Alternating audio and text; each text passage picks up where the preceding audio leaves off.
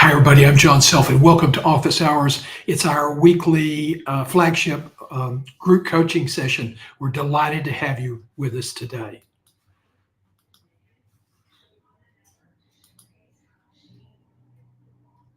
The real job of a leader is not about being in charge, it's about taking care of those in our charge. When we're junior, our only responsibility is to be good at our jobs. That's all we really have to do. And if you're good at your job, they'll promote you.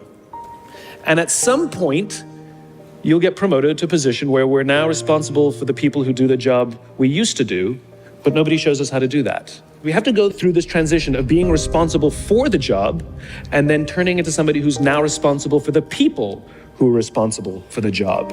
We all have the capacity to be a leader. Doesn't mean everybody should be a leader, and it doesn't mean everybody wants to be a leader. And the reason is because it comes at great personal sacrifice. Remember, you're not in charge, you're responsible for those in your charge.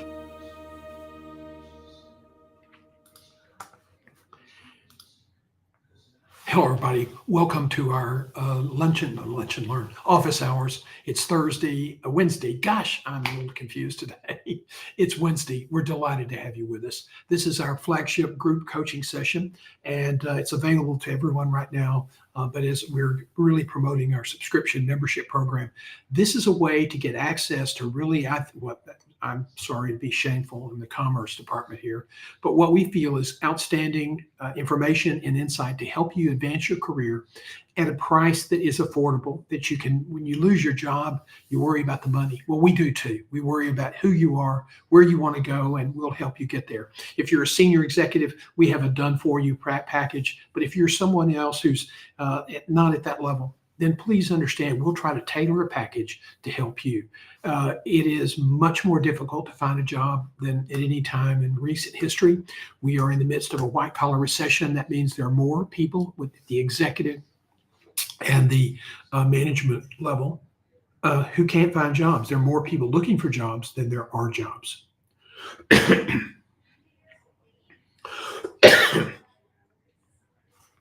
We had a cold front move through Northeast Texas last night. I think at one point I heard a crash and dash to the patio to look to see my Weber grill cover being lifted off and carried over to another adjacent house. And the umbrellas on the patio were crashing over. I checked our wind gauge. We were about 2 miles from the regional airport, and it showed that wind gusts were at 45 miles an hour. So it was a little bit exciting, but we also blew up all the pollen and all the ragweed and artwork, whatever it is this time of year. So if I have to cough and sneeze a little bit, I apologize. Today we want to focus on about differentiation and how to really emphasize one of the most important characteristics. If you're a senior leader and you aspire to be in leadership, leadership is one of your most important brand assets. And you want to become someone who really highlights those skills, highlights those attributes, so you become the leader everyone wants to hire. Now, I will give you a little bit of my opinion after spending 27 years in healthcare executive search. There are a lot more people out there who are well-paid managers masquerading as leaders. That's because there's a lot of pressure to produce results, and a lot of people, the CEO, they know if they don't make their numbers a couple of quarters in a row, they could lose their job. So they reach out and they really clamp down to be sure that there's nothing that gets out of control. And that's really the wrong approach. And I know they feel like they have to do it because they've got to, worry about their job and their family security. But the best way for the long term is to be a great leader. Now, that's not necessarily the person who's going to do all the great things. As Ronald Reagan once said, he's the one that gets the people to do the great things. And I think that's fundamental to leadership. And let me tell you a story. There was once an employee who made a really big, costly mistake. He lost the company $20 million on a decision. Friday morning, this happened earlier in the week. Friday morning, his assistant stuck her head in the office and said the CEO wanted to see him later in the afternoon. Friday afternoon, called at the CEO's office. He assumed the worst. He was going to get fired. So at 4 o'clock, when the time came, he walked over to the CEO's office. He waited in the waiting room for a few minutes, and then his assistant ushered him into the office. The guy stood up, shook his hand, said, "Hey, sit down." And he said, "We hadn't had a chance to meet before." And he said, "Why don't you tell me how long have you been with the company, and tell me a little bit about who you are." And the guy told him, and he said, "What do you like to do when you're not working?" The guy said, "I like to play golf." And he said, "It's just really great relaxation." And the guy said, "I do too. I don't think the leadership team here gets together enough. And I think we maybe might want to organize a golf tournament or some regular golf rounds. Would you be interested in helping me coordinate that?" The guy was a little bit confused. Here he was, here to be fired, and he's now asking to be preparing a golf tournament. And he asked about his family and his kids and whether his wife worked and what she did. And, he said, "Well, how's everything going for you?" And he said, the guy was back on his back heels. That's what he was. He was on his back heels. He was waiting for the axe to come down on his neck. And finally, the guy kind of looked at his watch. He said, I allowed it 35 minutes for, or 30 minutes for this, and I've got another call I have to take with the board chairman. But I want you to know how much I appreciate you stopping by and saying hello. And the man was just totally confused. And he looked up and he said, I thought I was coming here to be fired. And the CEO laughed and he said, fire you? I have a $20 million investment in you. Why would I want to fire you? That is a great leadership story, because it really shows that when you make a mistake, that doesn't mean you should get fired. But what makes the difference is how the leader responds. Does he respond with kindness and empathy? Does he see your potential? Does he realize that was a one-off event? And so that's how leaders respond. Managers might go, crazy and start firing people. And that's really not the way to go. So where do we stand in this whole issue of leadership? Well, changes in talent acquisition. It's really reshaping the leadership paradigm. Why is that? Well, because AI-powered automation is driving executives to be more focused on their career brand. And the relationships that used to carry recruiting and carry talent acquisition are gradually diminishing. We are dehumanizing talent acquisition. And so one way that you're going to be able to stand out is you're going to have to focus on your brand, your digital brand and your professional brand, and leadership is a cornerstone. If you, that's one of the strongest things in the world. If you are seen as a good leader, a strong leader, that's money in the bank. I think the other thing I want to say is that leadership has some partners, and those partners are empathy and quantitative results. So to be a good leader, you have to produce results. This is not a day camp. On the other hand, you also have to be empathetic. You have to care about your team, and they have to know they can trust you and confide in you. Now, these three factors, these three facets, the leadership, the empathy, and the quantitative results, the performance, these are inseparable. You can't really exist as a leader without having all of those elements. Now, a vice president of a global search company once told me, he said, I'm not interested in recruiting a talented CEO. Those are unfortunately now a dime a dozen. They are good managers. No, I want a talented leader who truly understands what it means to lead. That is a powerful brand differentiator, he concluded. And I would tend to agree. When you're out in the marketplace, you have to differentiate yourself from everybody else, especially in a time that is probably going to be a prolonged period of time where there are more people looking for jobs than there are jobs at the executive and management level.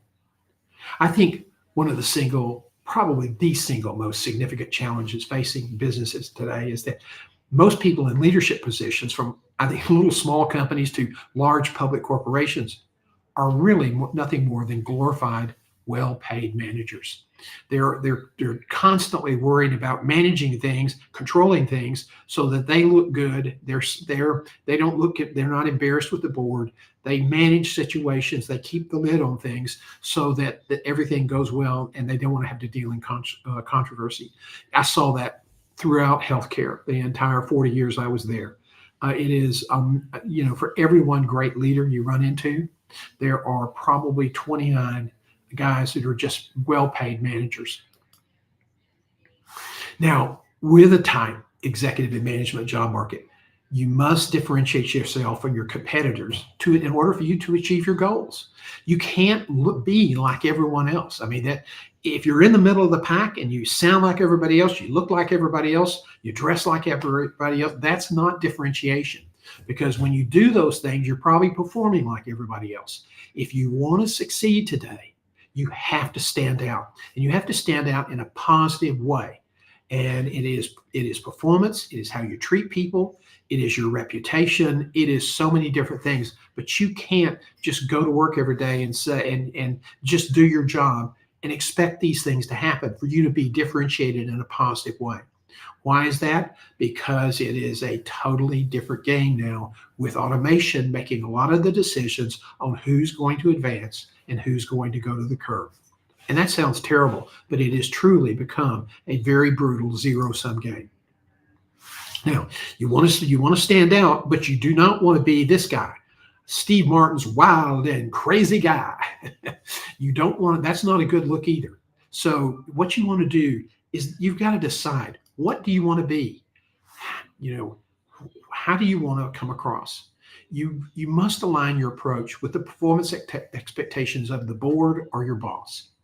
And you also have to be somebody who focuses on the team's success, not the credit you receive. And that's when people start constantly maneuvering for credit all the time, that is a really big hint that they're more of a manager than they are a leader. And you can get credit later. That will come to you if you do a great job. But trying to always position yourself so you're the one that looks good is pretty low class. Okay? You have to concentrate on strategies that will strengthen your team, build your team up, and provide them with continuing education. You've got to recruit based on performance-based, predictive factors. If they've never performed well in the past, even though you know them and like them, the chances are they're not going to perform well in the future. So you have to make good hiring decisions on the front end. You have to teach the team, coach the team, elevate the team, and let the team know that they can trust you and you're committed to their success. That is instrumental. And you have to be visible, not a phantom. This is Britt Barrett, a great friend who for many years ran Medical City Hospital in Dallas and then Presbyterian's flagship hospital, part of THR. He's now the director of the undergraduate healthcare management program at Brigham Young University in Provo, Utah. But Brett was one of the top CEOs in HCA. Why? Because he focused on employee engagement, physician engagement, patient engagement, and he looked at constantly looking at satisfaction scores and where we could improve. And then he reinforced that, not by sitting in his comfortable office and in meetings. He focused on that by moving around the organization. If there was a bad weather and the team was probably going to be in the hospital for several days, he made sure that everyone was taken care of. He made sure that there was pizza and plenty of food in the cafeteria for people to have meals. He took a personal interest in being sure that there were plenty of cots for people to take breaks. And Dallas had several bad storms, ice storms. Then one night they had a severe ice storm, and guess what? Of all the people scheduled to come to work, 92% of the people showed up. Why? Because he had such a strong bond with his employees. He was a true leader. They respected him. They liked him. They didn't want to let him down. He never asked for that.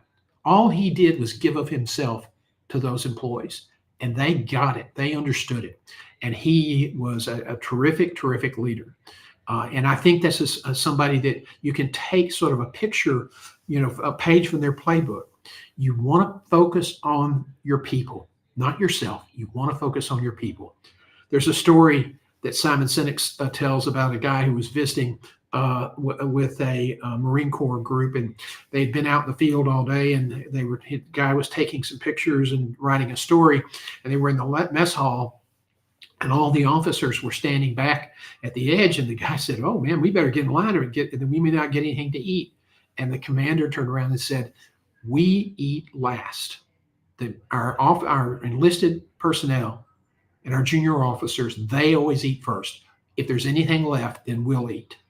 Officers eat last." And that's essentially the philosophy that Brett Barrett was pushing forward. He focused on his team. He was always concerned about his team. One year in a meeting with his regional president, a market president, and the market CFO, he was talking about all the things he was doing for engagement and all these other things. And his CFO pounded his fist on the table and said, "Barrett, don't you understand this is a business?" And Brett looked up and said, "Yeah, I got that." And that year, Barrett pushed forward with all of his initiatives. At the end of the year, they were one of the most popular, profitable hospitals in HCA. They had some of the highest quality scores, some of the best customer satisfaction scores, and some of the highest employee and physician satisfaction scores. So this is not, being a good leader is not layering on more expense. Being a good leader is a mindset. It's who you are. and how you, in building strong connections with people. I hear people all the time I heard when I was recruiting, and they would say, I'm a servant leader. And then you'd go out and see how they treated their employees. And I kept thinking, God, what a hypocrite. If you're going to call yourself a servant leader, and believe me, that term is so bloody overused, it's unbelievable. Then you have to conduct your life, not the time you're at work, but your entire life around service and being a servant leader. Most people who claim that they're a servant leader don't do that. Okay, it's a 9 to 5. It's a 9 to 5 act, is all it is. So you need to be visible. You don't want to be a phantom, and you want to be authentic. And Britt Barrett was authentic, and that's why he enjoyed such a strong time with his staff. I know another friend who worked for a major health system in the New Orleans area, and he once told his team after a very difficult, challenging period that he loved them, he cared about what happened to them, and HR at corporate went crazy because he said it was inappropriate to say he loved them. There was a great study done at Harvard. They did it for W.T. Grant, who owned a bunch of those small town department stores, and he was having trouble finding good leaders. And he would hire good people with good degrees, dressed well from good schools, and they would fail. And other people, sometimes from secondary schools that didn't dress as well, they did fabulous. I mean, they were just great in the community. Their stores did well. And he wanted to figure out what was the factor that made people great leaders. And I think you'll find this was true in Britt's case. They discovered, after doing the study at Harvard, that the men who were the most successful were the men who came from a family where their mothers imbued upon them a strong sense of love. The guy who ran that study for many years until the mid-90s, until he finally retired, he's still on the faculty at Harvard, said, if you can't love, you can't lead. We put leadership and management in this kind of corporate box, and that's not going to work. You have to be your authentic self. You're not going to learn leadership at Harvard. You're not going to learn it at UAB or any place else. You learn it through lessons of life, finding mentors who are good leaders who care about you and want to help you. Not everybody who gets an MBA is going to be a good leader. So you can become a good leader, but it has to be part of your act, and you have to work at it every day. You have to be intentional. And one of the things in order to demonstrate that, everything you say, everything you do, how you react to people, even if it's somebody says something that makes you really angry, you have to be conscious of who you are and the position you hold. You put the needs of your team first, not that you got angry. Yes, we all get angry and we all say things we regret, but you're constantly trying to moderate that, because how you respond, people are looking. You are visible. It's not you've got to be visible, and you've got to be able to react authentically, not when it's just convenient for you. You've got to be there when they need you. And being there means showing up, being compassionate, being empathetic. When somebody makes a mistake, help them sort it out, find out what happens. If it's a real serious mistake, then you may have to take more punitive actions. But by and large, that usually doesn't happen unless you're a manager and you're expected to be rough and tough, and then you're going to fire that person because they made a mistake. The person who takes time to help his team grow, to learn from their mistakes, who gives them a pat on the back, like our friend at the corporate CEO did. I'm trying to get the guy involved in setting up a company golf tournament. How you respond to people, that goes everywhere. I mean, when you do something like that, you don't think that guy was going to tell everybody what the CEO did. Absolutely, he did. I saw a CEO once at a hospital that I did a CEO search for, and it was a 100-bed facility, a small community, but the hospital was integral to the success of the community. And this former CEO had not been a great he had not been a great soul for that place, and kind of really kind of put the community in a bad situation. And so the new CEO, I found somebody who was really into management by wandering around, as the author of In Search of Excellence once said. This guy, he knew that there were actions he could take. They were planned actions, but if he executed with authentic style, with empathy, compassion, with love and care for his team, he knew that would be more important than for some people than even a raise. And so on Christmas Eve, the census was down, and so a lot of the patient employees were given time off. But he knew how many people were going to be there on each shift. He sat down with his team and he knew which employees were going to be there. He found out from which employees had kids at home.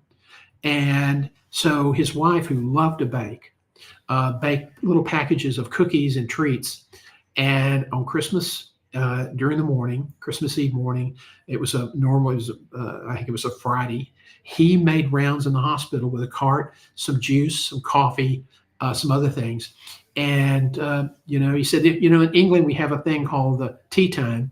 And this is our Christmas time together. And he had bags for each one of the employees for their kids. Good cow. He took a lot of trouble. His wife went to great trouble to do that. He knew who was going to be there. He knew their kids. He asked about their families. Then that was over. Everybody was really happy. People were really pleased that he took the time to pay attention to them. They didn't really want to be there on Christmas Eve. They'd rather be with their families. But gosh, he made that special. Then he went off to Mass about 7 o'clock, and about 8:30 or 9, he came back, and this time his daughter came with him, and they did the same thing for a different group of people, passing out customized little bags. And the employees were just so thrilled that their boss would come in on Christmas Eve night to tell them how much he appreciated them. That's an incredible act of leadership. And he did the same thing overnight. There were only about 14 or 15 people in the hospital overnight, but he was there, and he passed out the packages, sat around and had coffee and talked to them. I was back at the organization doing a search for him in late May, and I ran into a board member in the grocery store. I went in to get some aspirin, and he stopped me and he said, "I got to tell you, we were really pleased with all the candidates you brought us, but this guy is so incredible. People in this town are still talking about his Christmas Eve rounding." Here it was months later, and it had made such an enormous impression. Now, this was a small town. The hospital was very visible. He knew he was visible in the community. And what did he try to do? He tried to show the community that he cared about his employees, that he cared about the hospital, that he cared about the community. And his community involvement activities reaffirmed that. That is what it takes to be a good leader. Yes, you have to produce results. Yes, you have to be knowledgeable. Yes, you have to be able to sit employees down when they're not doing their job, and have those in tough talks. It is not day camp, okay? But when employees are not suited for work, you act with empathy and respect, not in anger and frog marching them out the front door. When your members need help, you take an interest in their lives. And that's really important. And in big corporations, you have to delegate these leadership styles down to the people that can make an impact on the employees. If you sit back and just say, well, however they do it, it's their business as long as I make the numbers, that's not a great recipe for success. Do you know how many of the original Fortune 500 companies are still in business, are on the list? About 86, that's it. And then 200 of those companies have gone away or been bought out in the last probably 10 years. So, how you run the business, how you lead the business, how you treat people, and how you treat your customers, those are all things that are critical to the success of a company. You set an example with performance. Now, you have to underline this, to be a good leader is not just being all the warm, fuzzy stuff. You've got to be an effective communicator about the organization's mission and their key performance indicators. It is a business, and without that margin, you don't have a mission. Again, I keep saying this, but you want to be nice to your employees. You want to treat them well. You want to nurture them and help them succeed. But this is not summer camp. You have to have standards. And one of the great standards in the United States Navy when it comes to promoting officers, One of the things that the promotion board looks at is sustained superior performance. What a powerful phrase, sustained superior performance. That's something we all should aspire to. You want to come across, but somebody who pays attention to details, somebody who knows what's going on, somebody who's really proactive, but yet you come across as approachable, you're fair, you're honest, you're respectful, and you're trustworthy. I've worked in organizations where people were scared blind by encountering the CEO because he had a history of being kind of rough and tumble with people. If you made a mistake, he would call you out in public in front of your peers and chew you out. He didn't last as long as he should have, unfortunately. You as a leader, even when the pressure is on, you can never let it be about command and control.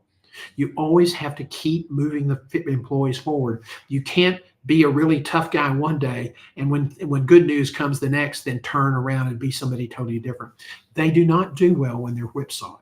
Okay, when you're a leader, you want to try as much as you can to model good work-life balance. Now, one of the things that people think that's all about time, and time at home and time at work is really important to have a good balance.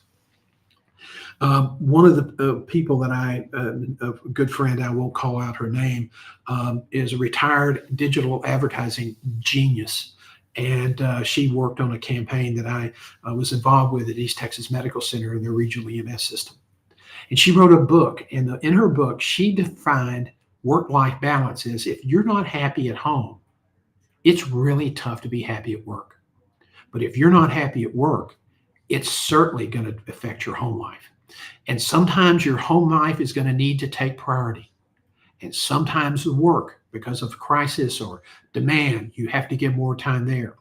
Your leader at the company has to respect that, has to really, really bake that into the company as an important quality.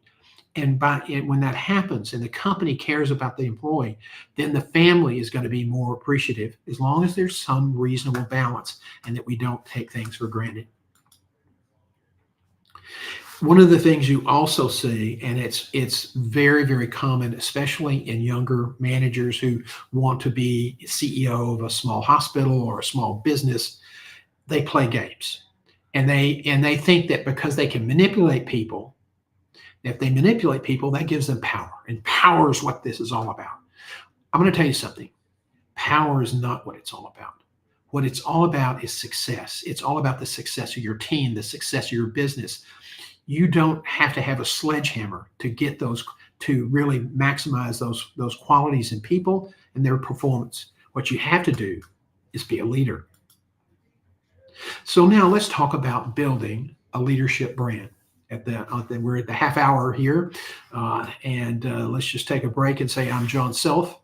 This is office hours. We're live streaming from Tyler, Texas, a city of about 110,000 near Dallas. And I work from a studio here. I spent 27 years in executive search, and I've interviewed a lot of people, over 9,000 people, and I've recruited a lot of leaders. So let's talk about building a leadership brand. This is critical. I would call it your cornerstone for your brand, for your reputation. Now, life happens, but in careers today, less so, okay? In the old days, you could just give it your best effort and hope for the best, and that was going to be good enough, and that was kind of the standard. Those days are gone, baby, gone.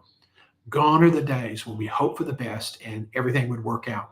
Now you have to, as they say, when you're playing golf on a bent grass green, you have to put the damn ball in the hole. It can't just go over there and hope that the wind will blow it in. You have to hit it in the hole. So you have to read the putt correctly. This is where we are in leadership today. Why is this happening? Because we're dehumanizing recruitment. We're using machines and computer algorithms to decide who moves forward. We decide who's going to be selected, who moves forward, and why. And you have to be, in order for that machine to see you, you're going to have to be more intentional with your goals. You can't sit back and just hope that it all works out. As I've said earlier this week, the computer does not understand that emotion. Hopefully everything will work out. So on becoming a leader, you have to be intentional. You have to have a plan. You have to have a career plan. You have to have a plan for how you want to build your brand. And you have to have a plan in which you hold yourself accountable.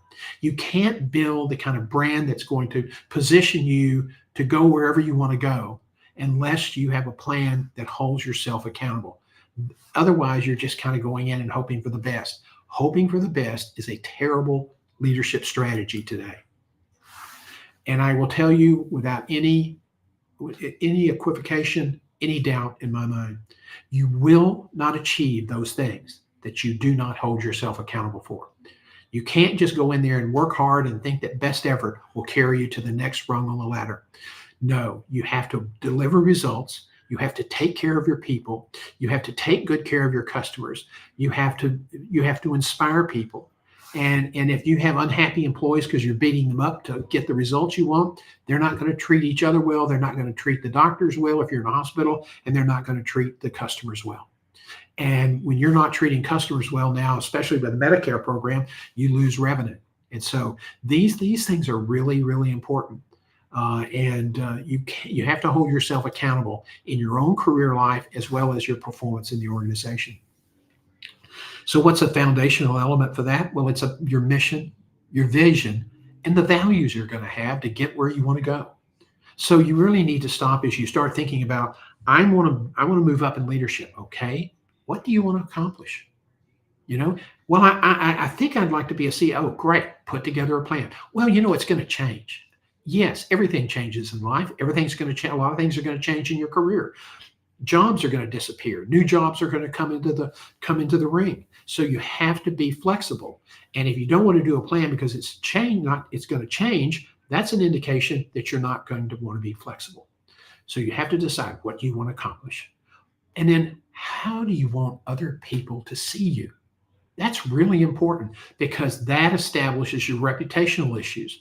If you're seen as a hard charger who doesn't care about people, anything else you say or do, that's not going to carry the day. You're going to be seen as a tough guy. Or as somebody said, the worst thing in the world is to work for an organization where the CEO comes down the hall and you hear the jerk alert klaxon alarms go off. What a terrible idea to be a person who has a job, doing well, making money, but the employees don't trust you. They are scared of you. They don't like you. And if it comes to you taking a bullet, they're going to let you take the bullet. What is your professional reputation? How do your colleagues in town see you? How do your colleagues in the broader market view you? Are you somebody that is seen as an innovator, who's a great leader, who treats their people well, and who delivers consistently good results? Yes. Are you somebody who is authentic and is consistent with your messaging? This is who I am. Do you live that way? Do you lead that way? Do you treat people that way? And then finally, if you're going to be a leader, there are going to be community responsibilities, and you have to step up with those and how you're seen in the community with key stakeholders in the community, your customers in the community who see you volunteering your time or giving your time to help the community grow. Those things are all part of your brand, and you have to pay attention to it, and you can't shirk your study. If you never want to volunteer for anything, but you're always seen on the golf course, that's not a good look, especially if you're the CEO of a large company in a smaller size town. That's part, as Simon Sinek says, to be a leader, you have to be willing to sacrifice. And sometimes that sacrifice is really painful and it's really big. Okay, so let's talk more about the nitty-gritty of building a sustained brand. You got to be competent, you got to be productive, and you got to be somebody who produces results. But you also have to be kind. If you treat people badly, you're going to not succeed. You have to be conscientious. How are things working together? Are my values being followed? Are we connecting all the dots here? You have to be disciplined. You have to be honest. You have to be worthy of trust. The title doesn't give you anything. You have to earn that. You have a title, it signifies who you are, but that doesn't mean people have to come in and bow and scrape and polish your shoes. You have to earn that as a leader. And if you think that it comes with the territory and it's automatic, sorry, that's not the way it goes. Disciplined, honest, worthy of trust. You have to be dependable. That means you have to deliver the results that your board is depending on, your customers are depending on, your boss is depending on, whoever you have to owe your accountability to. You have to be dependable. And you have to be dependable to your team because they won't trust you if they don't believe you're going to be consistent and dependable. You have to be a team player. If you're in a level of the organization where you have colleagues around you and you have different responsibilities at the same level, you've got to be seen as someone who's a team player they can depend on and trust. You have to be supportive, offering to help them. If they're having a tough time at home, maybe you can step in and pull some of the slack for them to help them get through this tough time. You're not sitting there going, now what are you going to do for me? I'm a good guy. It's never about that. It can never be about you. It's always trying to help other people, be supportive of other people. You have to be a willing mentor and a role model. Why? Because you are training the next generation of leaders. And if you do a half-assed job, then your legacy is that you're going to endow the future generation in your industry with half-assed leaders. Take it seriously. You may not be the leader of the biggest corporation or the biggest health system or whatever it is. You may not be that person, but you do have people, and you do have a business. You do have a responsibility. You do have people who depend on you. You have people that whether you want it or not, see you as an example. So you have to be a willing mentor, and you have to be the kind of role model that you want people to, if they say, "Oh, I like my boss and he's kind of a jerk, but he's being successful, so that's the kind of person I want to be."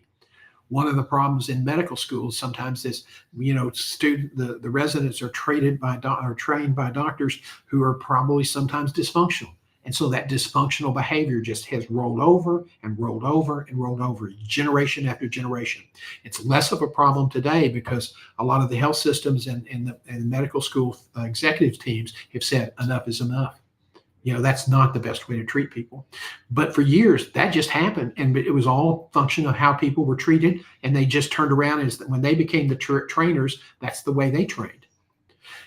Again, when you train people, when you coach people, it's not about, yes, it's about getting the job done, but it's more important about the success of that individual and the success of the team. Now, leaders are not born, they are made, okay? Somebody say, oh, he's a natural born leader. That just doesn't, there's no evidence for that. Leadership does not just happen. I think it's very intentional. I think it's something that you really have to think it's a focused way of thinking and acting. It's the way you lead your life. It's not just 9 to 5 at the office. It's not a strategy, and it's not a tactic. It's not even a title, for gosh sakes. Please disabuse yourself of that notion. Just because you have a title doesn't mean you're going to have the people willing to follow you to do the job. It's a bedrock belief. It is who you are. Okay? Be that consistent person. Be the person that your family wants you to be and that you want to be. And if you don't know what that is, then go back to square one and plan. Who do you want to be? And have that conversation with yourself. Because what you do and what you say and how you act day in and day out will either reinforce or detract from your brand as a leader. Now, one of the things people say, they go off to these conferences every year.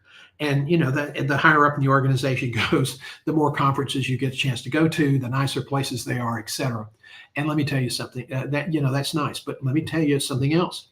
If you go to one of those conferences, it cannot be just about learning more regulations and all that other stuff so you stay current.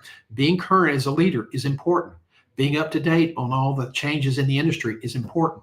But every conference you go to, you should be looking for those sessions that are talking about how you improve as a leader. New strategies, new ideas, things people try, new programs that are being developed. You want to be on the cutting edge of leadership change. Now, what are these pictures all about? Well, on the left is the former Alabama coach, Nick Saban, who was a very successful coach, demanding, but his team liked him because he knew they respected him and he treated people fairly. Okay. But he's on the sidelines. And if you know anything about a football field, it's kind of slightly arched in the middle, so the water will run off. And so on the sideline, sometimes the coach doesn't have the best perspective. He's got a lot of experience. So what is he doing? He's talking to somebody on that headset in the press box, and they're looking down. They may not be as experienced as a coach as he is, but they have a perspective he doesn't have. They're looking down on the play, and they can see things that he may not see. And then the third picture is a video camera. And every game, college teams, they video their teams on defense and offense so they can see what they did, how they responded. We planned for this to happen. Who executed? Who did not execute? You don't take them back to the dressing room if you have a bad game and kill everybody. You go back on Monday and you sit down and you talk about what we need to do better.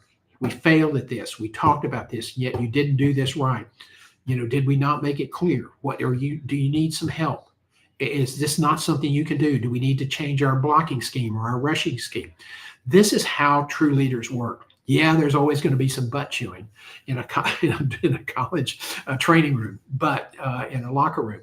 But if a head coach, treats people fairly, and he's consistent with his standards, and he's consistent with how he treats people, the star or the lowly bench rider, all those things, that makes him someone the players like to play for, they trust. And that's so important. Now, the camera in the press box allows them to go back and replay the game film and re-look at from a different angle. It's even probably higher up than the coaches were, looking down to see, okay, on this assignment, number 64 missed his block. And we did it this way. Maybe we planned this wrong. Maybe we need to change our blocking scheme for this play. He doesn't have the agility at this area that he needs. So how can we help him succeed? They're looking at all those things. So a lot of times when coaches win the game on Saturday, they go home.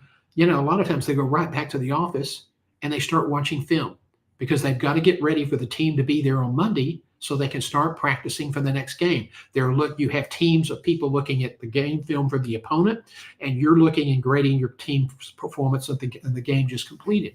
It's a demanding game, and to be a head football coach, especially at the college level in a competitive environment, it takes great sacrifice from your family during the season. You're working a lot. Sometimes people sleep in their offices. Nick Saban recently joins the Game Day show. I think it's ESPN. And he had never experienced that before. He was just looking around, amazed at everything was going on. Why? Because on a game day, he was always in his office early, going over all the plans, looking at all the plays, looking at all the charts. And then he would go to the stadium dressing room, and then he would go out on the field. And then when the game was over, he'd come back and go home or go back to his office. He never saw the festivities. He never saw the kids, being excited and getting revved up for the game. And he was amazed at all the activities that were carried on. That's just a sideline, but really what Nick Saban did that was so incredible was that he was willing to replay the game film in his mind and with his players so that they all could do a better job in the future. And that's something that I want to talk to you about. Now, you've heard me talk about journaling before. Listen, athletes and musicians, they seek excellence through practice. Okay, speakers and entertainers rehearse. Job candidates, before you go to a big interview, you should rehearse again and again and again. A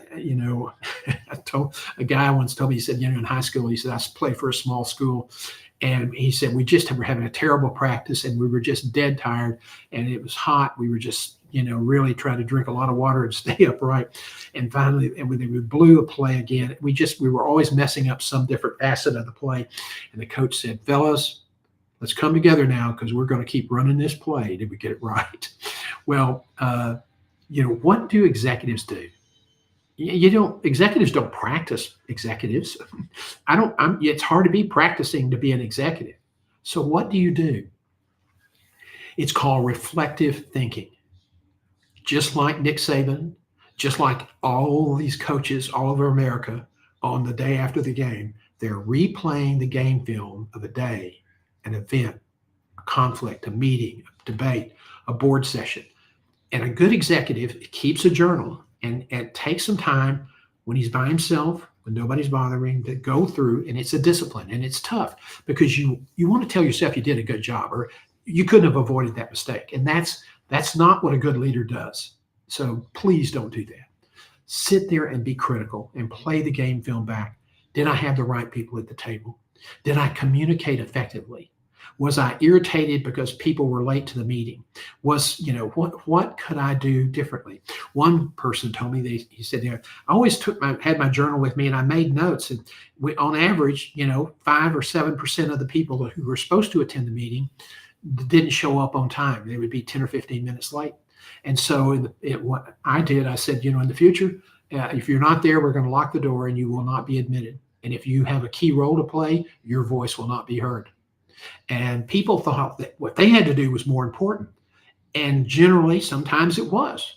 But the price was you missed the meeting. And so if you thought you might miss the meeting, then you better be sure your voice is heard in a different way. But that was something he did to be sure that people were disciplined. It was important to him, and that was one way he communicated that. He didn't yell at people. He didn't scream at people. He might take them to his office and explain in no uncertain terms that, look, I know you have a lot going on, but these are important meetings, and I expect you to be on time. Okay? Great. Now, if you have any issues and I can help you with anything, let me know. He always tried to get that in. So they would think about these meetings and think about the events and say, did I do the right thing? Did I make the right decision? Did I have the right voices? Did I listen to the right person? Somebody says that just is, you can't gain anything from that. Well, yeah, you can. Yes, you can. People like Jack Welch, who's the late Jack Welch, who was probably one of the most brilliant CEOs in the 80s and 90s. He ran General Electric, one of the best run companies in the country at that time. He was a big time journaler. And he was somebody who was not the greatest speaker in the world. He had a significant stutter when he was in his youth. But he used that to challenge himself to get better. He had high expectations of all of his team. He wants one of his favorite guys running the plastic division, Jeffrey Immelt, who went on to succeed him to run GE. Immelt was having a tough year. And they played golf all the time. They were close friends. They saw each other all the time. And Welch sent Immelt a note. He said, Jeff, I know you're having a tough year in plastics, but if you don't get this turned around, I'm going to have to take you out. Okay. Sometimes those messages have to be delivered. But the way you do it, if you do it because you're friends and you have a relationship, you don't beat somebody over the head. You just say, this is it, man. You got to turn this boat around. And thinking about how you want to handle that. Could I have done it differently? Could I have done it better? You constantly challenge yourself to get better, to do a better job. You're playing the game film back in your mind. And that is a really good key element of leadership development. Finally, let's talk about some takeaway that managers miss so often, okay? Professional development. This is not about staying current with regulations and innovations. It's also about developing your leadership skills. And again, leadership is not something that's taught in graduate school. Matter of fact, sometimes the dumbest, they're dumber than a post. They come out when it comes to, they may know their subject matter, they may know strategy, they may know how to organize a spreadsheet, but when it comes down to maybe leading a team of diverse people on a challenging assignment, some of these people don't have the experience, and they're, when it comes to leadership, they're dumber than a post. And people don't like me saying that because they think, look, I got a Harvard MBA, I'm smart. That doesn't mean you're a good leader. Okay, they don't teach leadership. They give you courses and lectures, but you have to learn how to be a leader, and some of that's done trial and error.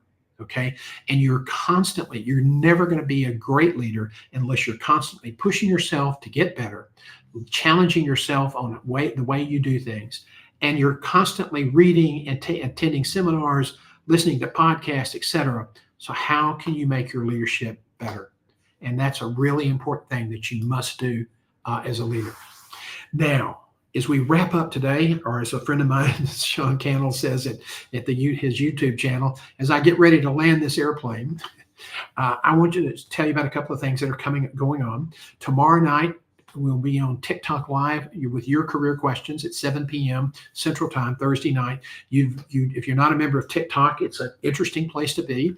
It has its pros and cons, but we get a lot of followers that join us there to answer questions. And it begins at 7 p.m. Central Time. You go into the TikTok and go to the live tab and scroll through, and you'll find me. Secondly, at Career Live at 11 a.m. Central Time on Friday for our subscription and our other clients, we'll be answering your career questions on LinkedIn, YouTube, and our company Facebook page, which is johngself.com. So I hope this has been helpful information. It's one of my favorite subjects. But one of the things I want you to know is how much I appreciate you being here today and how much we're committed to your career. This is something that's just very, very important to me. These are really tough times, and people who are looking for jobs, it's so easy to get discouraged. We'll be here for you. If you're not a customer or not a member of our committee, our community, please give me a call. I'll be happy to walk you through and explain how we might be able to help you. I may not be the right person for you as a coach. There are a lot of people out there. You want to find somebody you like and you trust. We'll be back here, as I said, Friday at 11 a.m. on this channel distribution, TikTok tomorrow night, and then next Tuesday at noon on Lunch and Learn. Thanks, everybody. I hope you have a great weekend coming up. It's going to be beautiful in Texas, chilly as heck, which is the great time of the year. Goodbye, everybody.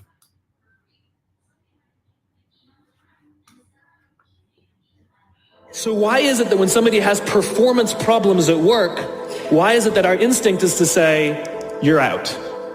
We do not practice empathy. What does empathy look like? Here's the lack of empathy. This is normal in our business world. You walk into someone's office, someone walks into our office and says, your numbers have been down for the third quarter in a row. You have to pick up your numbers, otherwise I can't guarantee what the future will look like. How inspired do you think that person is to come to work the next day? Here's what empathy looks like.